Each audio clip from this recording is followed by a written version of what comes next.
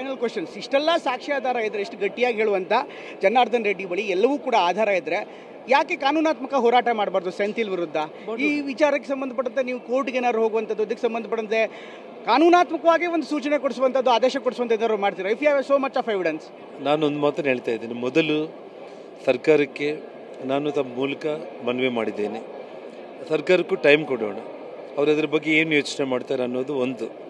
ಯಾಕೆಂದರೆ ಇವತ್ತು ಧರ್ಮಸ್ಥಳ ಪ್ರಕರಣದಲ್ಲಿ ಸಂಪೂರ್ಣವಾಗಿ ಇದು ಷಡ್ಯಂತ್ರ ಅಂತೇಳಿ ಸಾಮಾನ್ಯ ನಾಗರಿಕರಿಂದ ಹಿಡಿದು ನಮ್ಮ ಮಾಧ್ಯಮದ ಸ್ನೇಹಿತರವರೆಗೂ ಕೂಡ ಈ ಕಳೆದ 15-20 ದಿವಸಗಳಲ್ಲಿ ಸಂಪೂರ್ಣ ಅದು ಸುಳ್ಳು, ಬೋಗಸ್ಸು, ಇದೊಂದು ಹುನ್ನಾರ, ಷಡ್ಯಂತ್ರ ಅಂತೇಳಿ ಇವತ್ತು ಎಲ್ಲರಿಗೂ ಮನವರಿಕೆ ಆಗಿರುವಂಥದ್ದು. ಹಾಗಾಗಿ ಇವತ್ತು ಉಪಮುಖ್ಯಮಂತ್ರಿಗಳೇ ಇದೊಂದು ಷಡ್ಯಂತ್ರ ಅಂತ ಹೇಳಿದ್ದಾರೆ. ಆ ಷಡ್ಯಂತ್ರನ ಹೊರಗಡೆ ತಗೊಂಡು ಬರೋ ಜವಾಬ್ದಾರಿ ಕೂಡ ಸರ್ಕಾರದ ಮೇಲೆ ಇದೆ. ಅದಕ್ಕೆ ಪೂರಕವಾಗಿ ನಾನು ಶಶಿಕಾಂತ್ ಸೆಂಥಿಲ್ ಏನು ಈ ಸ್ಟೋರಿ, ಸ್ಕ್ರೀನ್ ಪ್ಲೇ, ಡ್ರಾಮಾ ಇದೆಲ್ಲವುದನ್ನು ಪ್ಲ್ಯಾನ್ ಮಾಡಿದ್ದಾನೆ, ಅದನ್ನು ತಮ್ಮ ಮೂಲಕ ನಾನು ಹೇಳಿದ್ದೀನಿ ನಾನು. ಹಾಗಾಗಿ ಇವತ್ತು ಸರ್ಕಾರ ಮತ್ತು ಸೆಂಥಿಲ್ ಇವರೆಲ್ಲರೂ ಕೂಡ ಸೇರಿ ಇನ್ವೆಸ್ಟಿಗೇಷನ್ಗೆ ಈ ಷಡ್ಯಂತ್ರದ ಬಗ್ಗೆ ಅವ್ರ ಇನ್ವಾಲ್ವ್ಮೆಂಟ್ ಇದೆಯಾ ಇಲ್ಲ ಅನ್ನೋದನ್ನು ಬಹಿರಂಗಪಡಿಸೋ ಜವಾಬ್ದಾರಿ ಅವ್ರು ತಗೊಳ್ಳೆ.